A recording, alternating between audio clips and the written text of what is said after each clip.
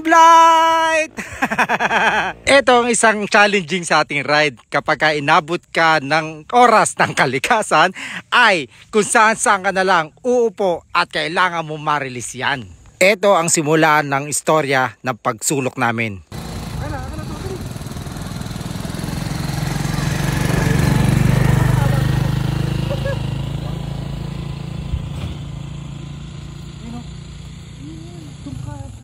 Hindi mo na. Gagi mag-ahas dyan.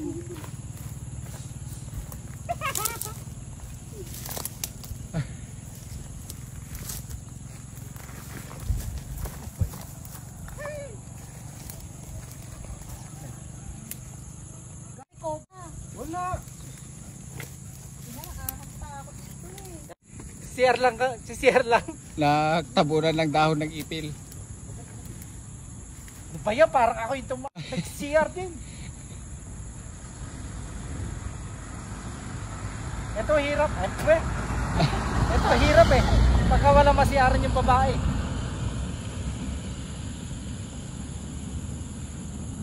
Parang dalawa kami umiihi. Gumagalaw. Wala.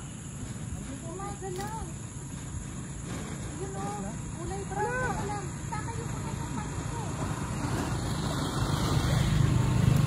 Ayan. Pambira. Ba? Gumagalaw doon na kulay brown eh. Cobra aton. Ay, nako. Dapat meron kang ano yung sinusuot namin parang hose na ginaganon lang oh. Para mas mabilis. Hose?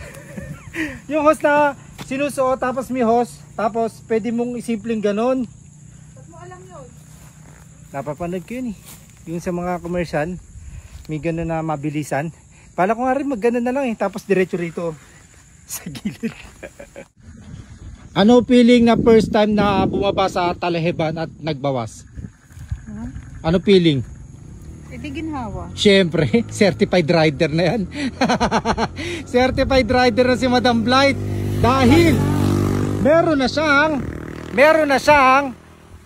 siyang titulo dito.